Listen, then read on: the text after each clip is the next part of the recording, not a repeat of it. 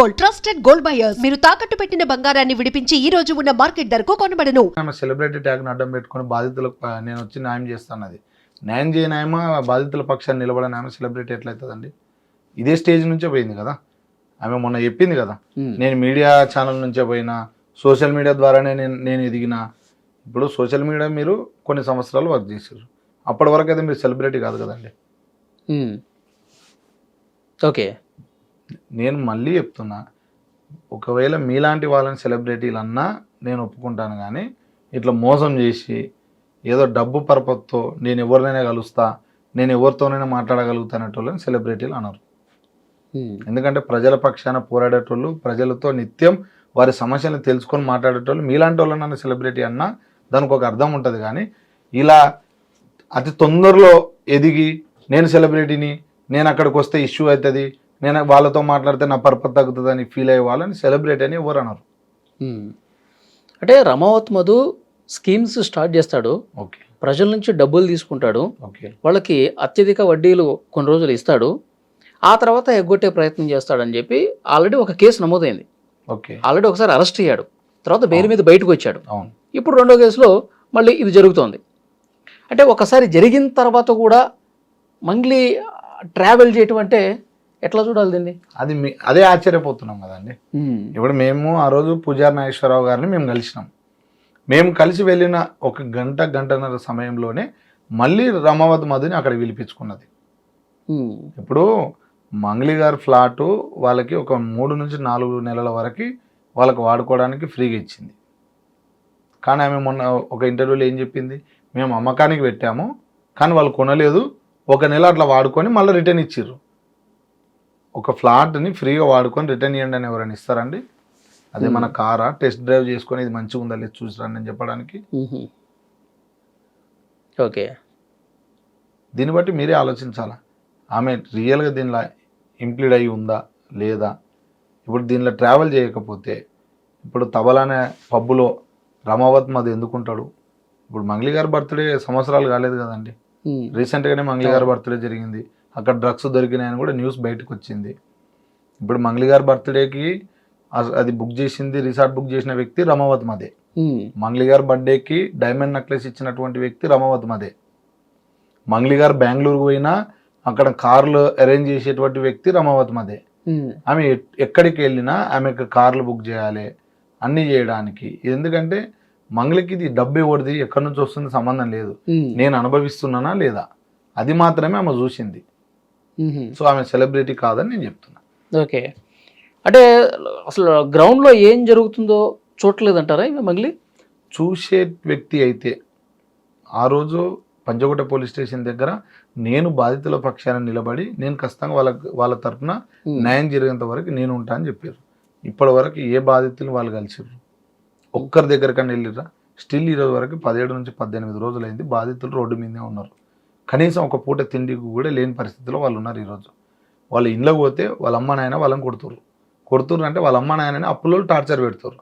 నీ కొడుకు మా దగ్గర అప్పు చేసిండు, మీ ఆయన నా దగ్గర అప్పు చేసిండు అని వాళ్ళు ఊళ్ళో అప్పులు చేసుకున్న వాళ్ళు కూడా. అంటే వాళ్ళు ఇప్పుడు ఇంకోటి మేజర్గా ఈ మంగ్లీ వారి ఈ భాగవతం చేయడం వల్ల, న్యూస్ ఛానల్లో రావడం వల్ల బాధితులకు కొంచెమంది థ్రెట్ కూడా అయింది.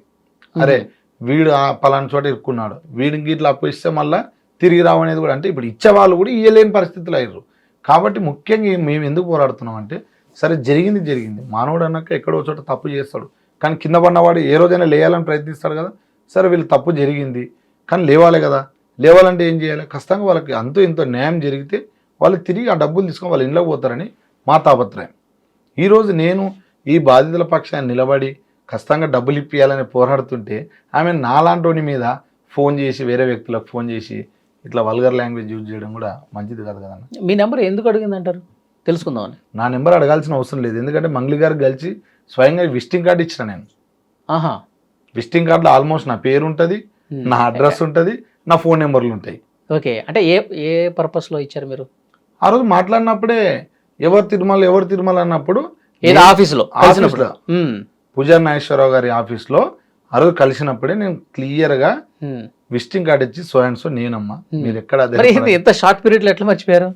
ఏం ఇప్పుడు సెలబ్రిటీ కదండి, ఓకే. ఆమె అంటుంది కదా సెలబ్రిటీలు ఏంటంటే ఏదైనా ఇస్తే ఇట్లా పక్క డస్ట్బిన్ లో వాడేసినట్టు. ఆమెకు పేర్లు గుర్తుండవు, తప్పులు గుర్తుండవు, ఆమె చేస్తున్నటువంటి తప్పులు కూడా గుర్తుండవు అవి. ఎందుకంటే డైలీ మర్చిపోతుంటారు వాళ్ళు బిజీ షెడ్యూల్. చెప్తుంటారు కదా నాకు ఎన్నో ప్రోగ్రామ్స్ ఉన్నాయి, అవన్నీ వదులుకొని నేను ఇక్కడికి రావాల్సి వచ్చింది అంటే మీ పేరుని వాడుకున్నటువంటి రమావత్ మధు మీద మీరు కేసు పెట్టరు.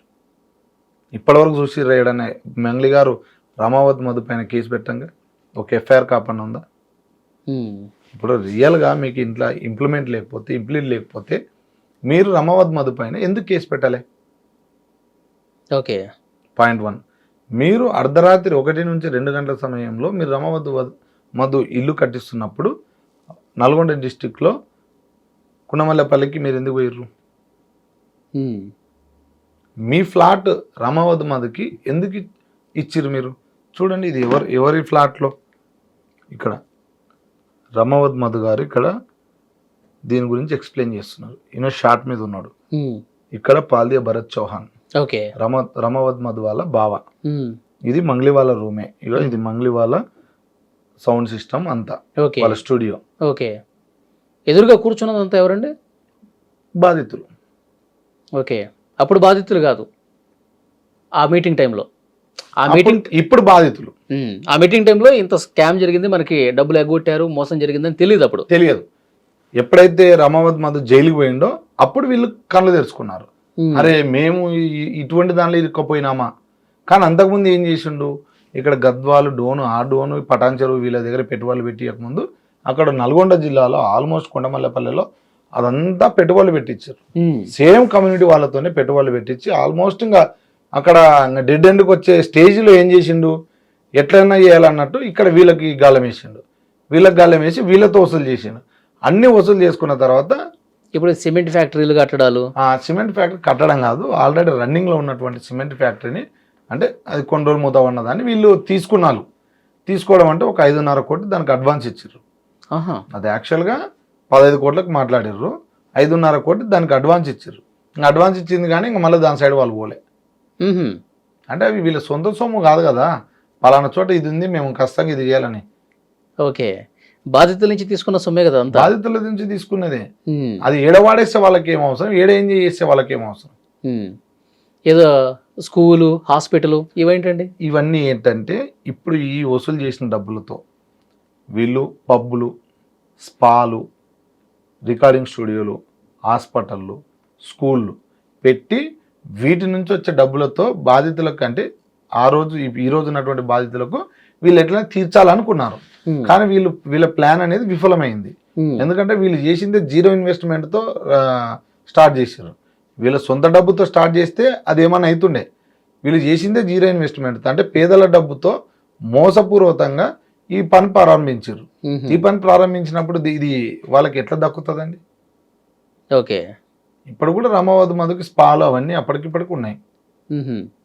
అవన్నీ కూడా మంగ్లీ గారు తెలుసు అని అంటారు. మరి మంగ్లీ గారు ఇప్పుడు ఎక్కడున్నారు మనకు తెలియదండి. అప్ స్కాన్లో ఉన్నారు అంటారు. మరి ఆమె ఎందుకు పారిపోయిందో తెలియదు.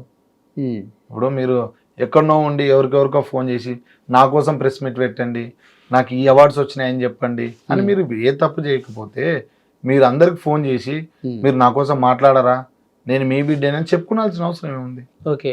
ఈరోజు బాధితులు ఎవరికి చెప్పుకోవాలి? ఇప్పుడు కాదు, ప్రత్యూష రాథోడ్కి కూడా ఫోన్ చేసి మీ గురించి అడిగారంటే, మీ ఫోన్ నెంబర్ అడిగారంటే అంటే ఏంటి, మీతో ఏంటి డీలింగ్ ఏమన్నా చేద్దామని? డీలింగ్ అని కాదు, నాకు తెలిసిన కాడికి ఏంటంటే ప్రత్యూష రాథోడ్ గారిని కూడా డైవర్ట్ చేయడానికి ఈరోజు సరే ఆమె పేద ప్రజల పక్షాన్ని నిలబడాలనుకునే వ్యక్తి కాబట్టి ఆ రోజు ఆ రికార్డ్ అన్నది మీడియా ముందు స్వయంగా పెట్టింది. ఆ రోజు ఏమనుకున్నది మంగ్లీ గారు, ఎట్లైనా కానీ ఈ తిరుమల అనే వ్యక్తిని అవులే చేయాలి అంటే ఒక ఆడపిల్ల ఇంకొక ఆడపిల్ల చేసినప్పుడు ఏమనిపిస్తుంది, అరే రియల్గా అక్క ఏదో ట్రబుల్లో ఉంది, వాళ్ళని వాడే వ్యక్తి నుంచే నిజంగా ఏమైనా జరుగుతుందేమో అని వాళ్ళు ఊహించుకోవాలనుకున్నారు. అవతల వాళ్ళని నమ్మించే ప్రయత్నం మంగ్లీ గారు చేసినారు. కానీ అక్కడ ఏమైంది ప్లాను, స్వయంగా ఆమె ఫోన్ చేసే సమయానికి మీడియా ముందు ఆమె స్వయంగా మీడియా ముందే రికార్డు పెట్టింది. అదే సమయంలో ఆమె బూతులు తిట్టిన తర్వాత సంపత్ నాయక్ అన్న గారు, అమ్మ నేను సంపత్ నాయక్ మాట్లాడుతున్నాం అనే లోపు ఫోన్ కట్ చేసింది. ఇప్పుడు నువ్వు తప్పే చేయకపోతే ఆమె నీది కూడా ప్రత్యూష నీది కూడా గద్వాల్ సైడే కదా, నీకు తెలిసి ఉంటుంది కదా ఆయన అని చెప్పి డీటెయిల్స్ అడుగుతుంది కదా, మీ డీటెయిల్స్. నా డీటెయిల్స్ నేను మళ్ళీ చెప్తాను కదా మాది గద్వాల్ డిస్టిక్, జోగులాంబ గద్వాల్ డిస్టిక్, గద్వాల్ మండల్. ఆయన కాంగ్రెస్ లీడర్ కాదు, తొక్క కాదు అంటుంది. సరే, మా పార్టీతో ఆమెకు సంబంధం లేదు. నేను ఎందుకంటే ఇక్కడ పార్టీగా రాలేదు, పార్టీ వ్యక్తుల కోసం నేను పని చేయట్లేదు. ఈ బాధితులు ఎవరు పార్టీ వ్యక్తులు కాదు, అందరు సామాన్య ప్రజలు. ఖచ్చితంగా సామాన్య ప్రజలు. ఈ బాధితులందరూ మిమ్మల్ని ఎందుకు కలిశారు ఫస్ట్? అంతకుముందు కూడా చాలా మందిని కలిశారు, ఎవరు వాళ్ళకి న్యాయం చేయలేదు. వాళ్ళ దగ్గర డబ్బులు ఇప్పించుకున్నారు. వాళ్ళకి ఇంకా ఇప్పటికే వాళ్ళ దగ్గర లేవు, అప్పటికే వాళ్ళు అప్పుల్లో ఉన్నారు. అరే మీరు ఈ డబ్బులు తీసుకొస్తాటే నా దగ్గరికి రాని ఒక్కొక్కటి బెదిరించినప్పుడు ఎవడు పోతాడండి? ఓకే, అందరైతే సరే చూద్దాము ఫస్ట్ అయితే ఏదో చేద్దామని అనుకోరు కదా. కానీ కొంతమంది ఏం చేసారు అంటే, నువ్వు 4 లక్షలు తెస్తే నేను మాట్లాడతా, నువ్వు 2 లక్షలు ఒకటి ఇప్పుడు తీసుకురాపో అంటే ఇంకా వాళ్ళు భయపడ్డారు. అరే ఇప్పటికే మొత్తం లాస్ అయినాం, మేము ఎక్కడికి వెళ్ళి తెచ్చుకోవాలా అనే భయంతో ఇంకా వాళ్ళు తెలిసింది. చాలా మంది పిల్లలు మా ఏరియా వాళ్ళే ఉన్నారు కాబట్టి, అరే పలానా అన్న కూడా ఉన్నాడు, అన్న కూడా కొంచెం హైదరాబాద్లో టచ్ ఉంటుంది, హైదరాబాద్లో తిరిగిండు, హైదరాబాద్లో ఉంటాడు కాబట్టి అన్నను కూడా కలుద్దాం, అన్నకైతే కొంచెం అన్ని ఏరియాలో టచ్ ఉంటుంది అని నన్ను వచ్చి అప్రోచ్ అయినప్పుడు మంగ్లీ గురించి చెప్పారా? ఫస్ట్ చెప్పింది అది. అవునా?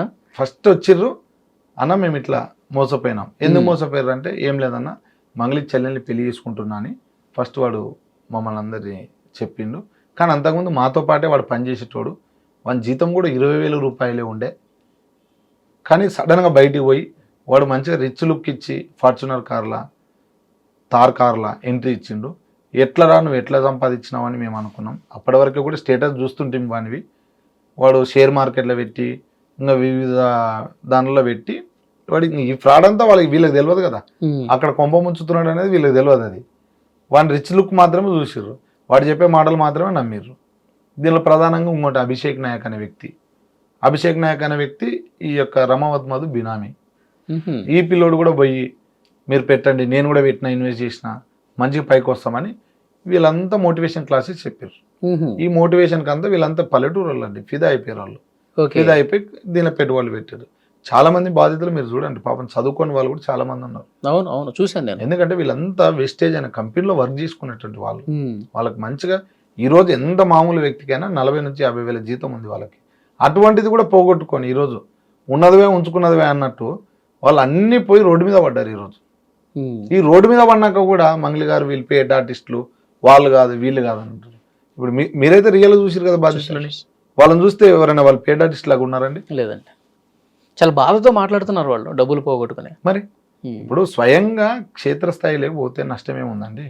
మీరు సెలబ్రిటీ కావచ్చు, ఒకవేళ మీరు అంగు ఆర్భడాలతో కూడా పోయి కలిసండి, నష్టమేముంది? మీరు ఒకవేళ సింపుల్గా పోలేకపోతే అందరం ప్రొటెక్షన్ తీసుకోపోండి, మీరు అంత సెలబ్రిటీ అయితే. కానీ బాధితులను అయితే కలవాలి కదా. ముఖ్యమంత్రి, ప్రధానమంత్రి లాగటోళ్ళే ఎక్కడున్న సమస్య ఉన్నా పోయి కలుస్తారు. నువ్వు వాళ్ళకి మించిపోయినా సెలబ్రిటీ అయితే పోతే. మిమ్మల్ని బాధితులు కలిశారు కదా, అవును. వాళ్ళల్లో హేమకాంత్ రెడ్డి ఉన్నాడా? ఉన్నాడు. ప్రధానంగా హేమకాంత్ రెడ్డి.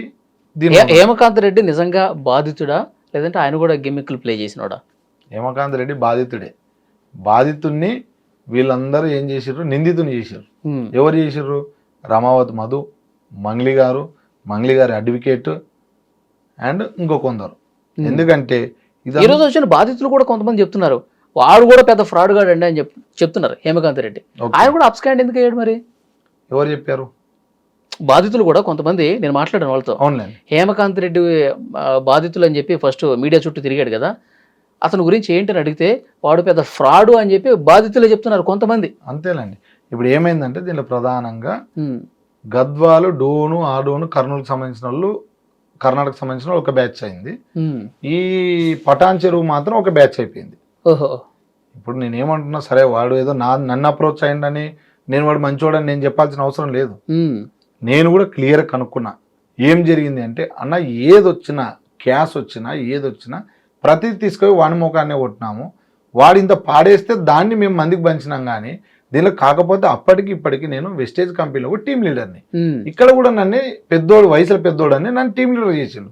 టీం లీడర్ చేసినంత మాత్రాన మొన్నటి వరకు కూడా ఇప్పుడు ఆయన ఫ్రాడ్ అయితే ఆయన ఇట్లా రమావత్ మధుని ఈ విధంగా ఎట్లా కలుస్తాడండి?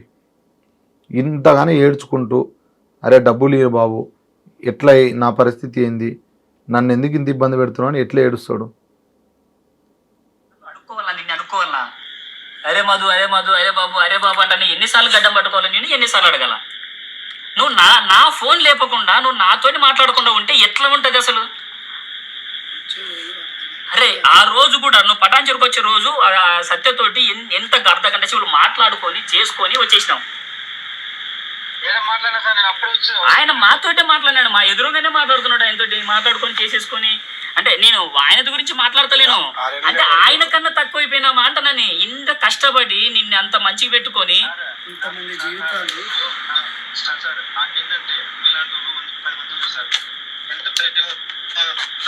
ఫోన్ కాల్ ఎవరు? రమావత్ మధు.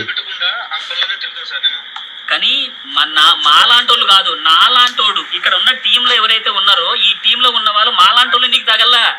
వేరే వాళ్ళు వేరేదైనా ఏ రోజైనా రాంగ్ మాట వచ్చిందా చెప్పొక్క మాట, ఒక్క మాట రాంగ్ వచ్చిందా? చాలా మంది మిస్బిహేవ్ చేసినారు. డబ్బు తిరిగి ఇతనితో డబ్బు తిరిగి ఎదిగిన వాళ్ళు మాట్లాడినారు, ఇతన్ని మిస్బిహేవ్ చేసినారు. నాకు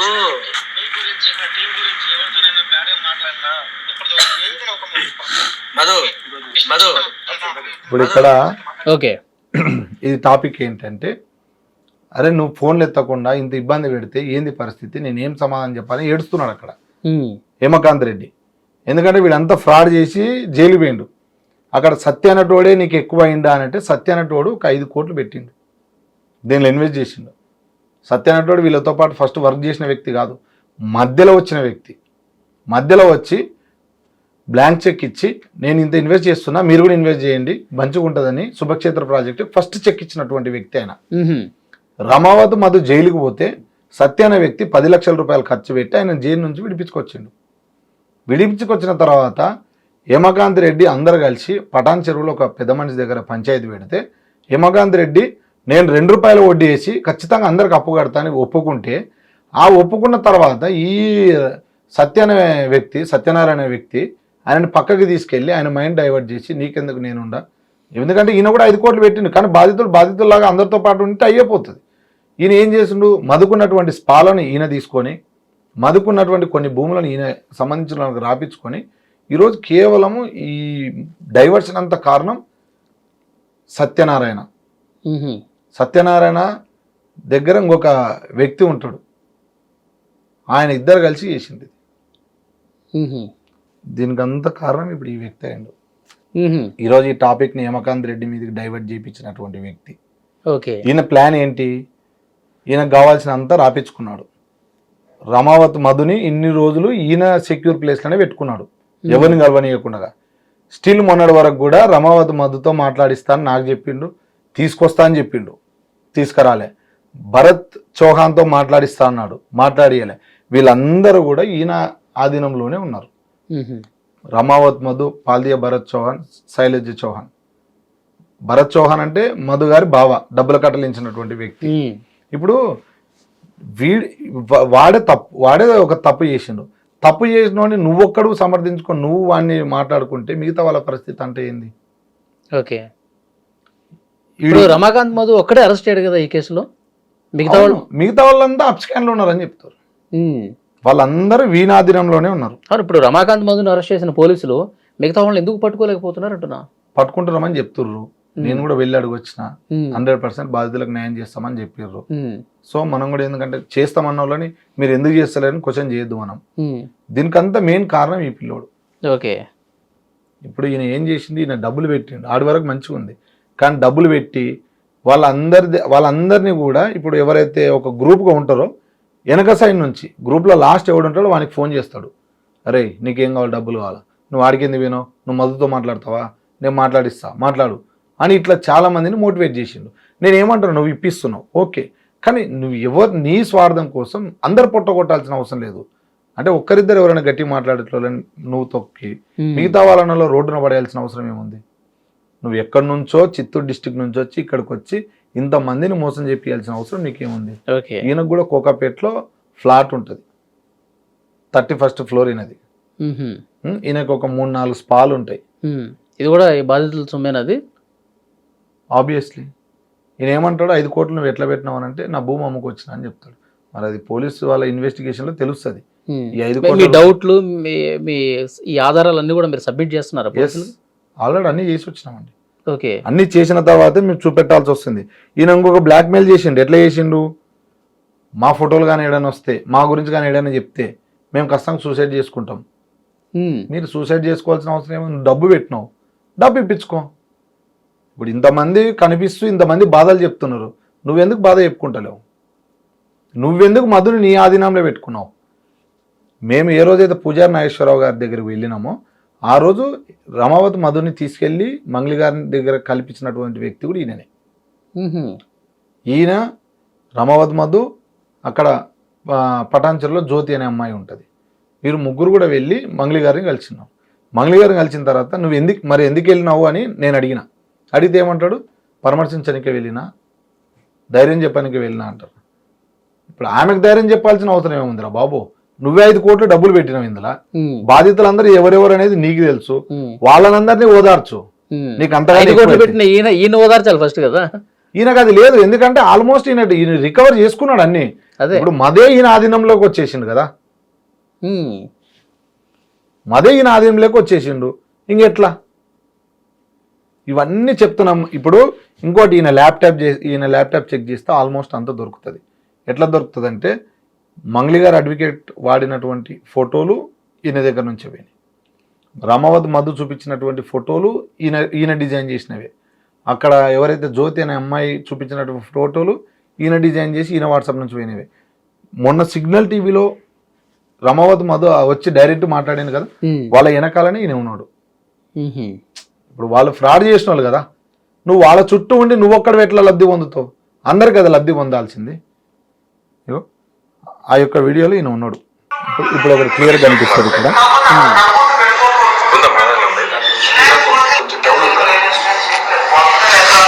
ఇప్పుడు ఇక్కడ చూపిస్తుంటాడు. అది ఎవరు వాట్సాప్?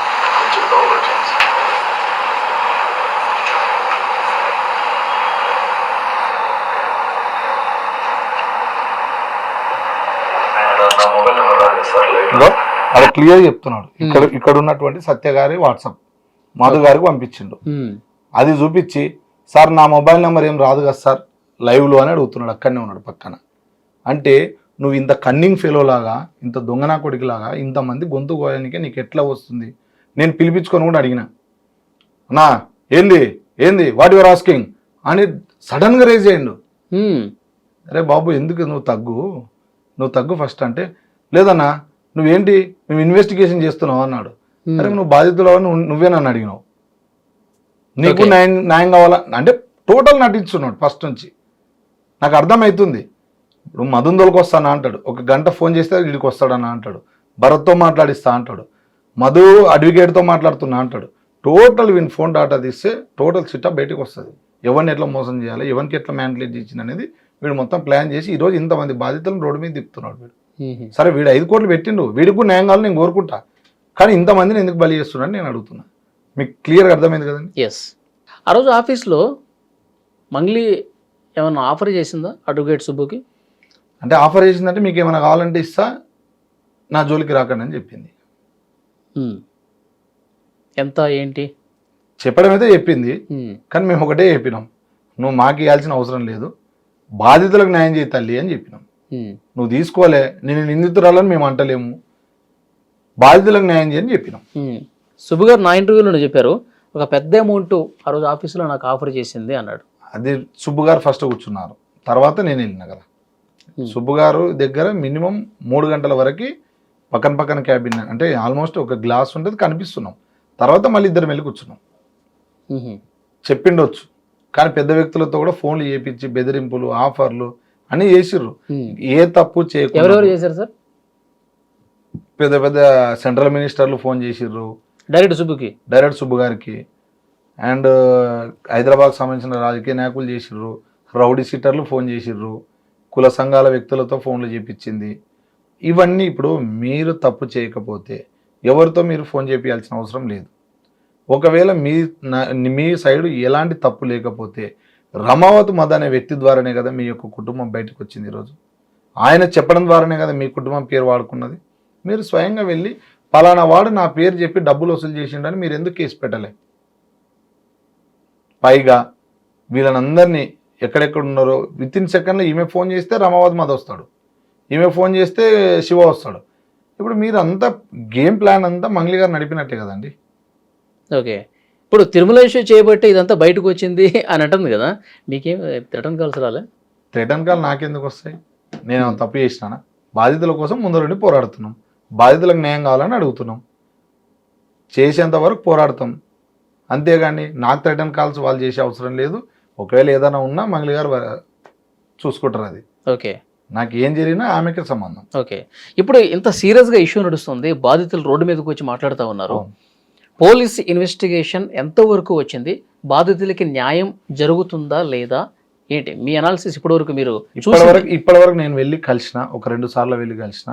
2 సార్లు కూడా నాకు క్లియర్ చెప్పారు, మేము అతన్ని ఎంక్వైరీ చేసినాము, ఎక్కడెక్కడ ఉండవో ఎక్కడెక్కడ పెట్టిరో తెలుసుకుంటున్నాము, అండ్ ఎక్కడ ఉన్నా ఏమున్నా అన్ని రికవర్ చేసి ఖచ్చితంగా బాధితులకు న్యాయం చేస్తాము. ఎవరైతే ఒరిజినల్గా ప్రూఫ్ ఉంటే వాళ్ళకి న్యాయం చేయించే బాధ్యత మాదని అక్కడ ఈఓడబ్ల్యూ డిఎస్పీ గారు, సిఐ గారు కూడా నాకు చెప్పడం జరిగింది.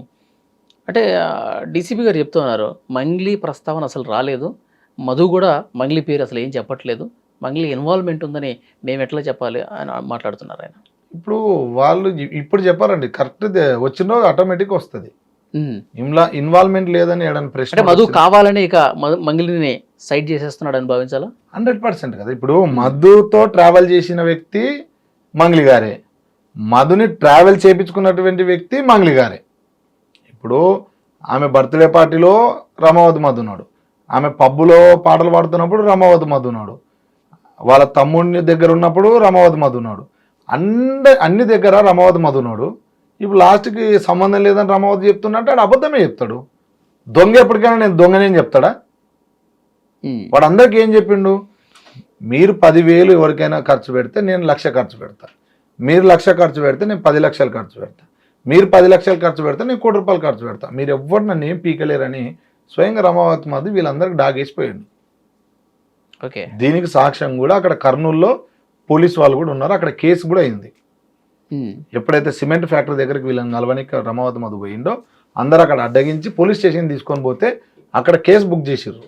అక్కడ పోలీస్ సమక్షంలో కూడా అవును సార్ నేను తీసుకున్నది వాస్తవమే, నేను వీళ్ళకి ఇవ్వాలి, నేను ఖచ్చితంగా ఇన్ని రోజుల్లో ఇస్తాను కూడా అక్కడ ఒప్పుకొని వచ్చిండు. మీరు కావాలంటే అక్కడ కర్నూలులో ఉన్నటువంటి సిఐ గారిని కానీ ఎస్ఐ గారిని కానీ మీరు అడగొచ్చు.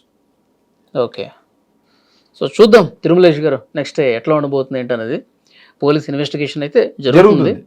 మరోవైపు ఈ కేసు కాస్త కొద్దిగా డైవర్షన్ తీసుకుని గిరిజన సంఘాలు పోటాపోటీగా ప్రెస్ మీట్లు చేసుకుంటున్నారు. దానికి కూడా నేను ఏం చెప్తున్నా అంటే గిరిజన నాయకులకు కానీ కులస్తులకు కానీ కుల పెద్దలు ఎవరైనా కానీ నేను ఒకటే చెప్తున్నా, దీనిలో బాధితులు మన కులం వాళ్ళు ఉన్నారు, వేరే కులం వాళ్ళు ఉన్నారు, అందరు ఉన్నారే. మీరు ఎవరు కూడా ఒకటే కులం అని గొప్పగా చెప్పుకోకుండా బాధితులు అందరూ మన వాళ్ళే అనుకుంటే ఖచ్చితంగా బాధితులకు న్యాయం జరుగుతుంది. ఇది మాత్రం గుర్తుపెట్టుకొని ఎవరు కూడా ఎవరో స్వలాభాల కోసం మనం బలి కావాల్సిన అవసరం లేదని నేను చెప్తున్నా. ఎవరినో మెప్పు పొందించడం కోసం మనం ఈరోజు వాళ్ళ కోసం బలి కావాల్సిన అవసరం లేదు. ఎందుకంటే ఎంతోమంది ఉసురు మనకు తగులుతుంది.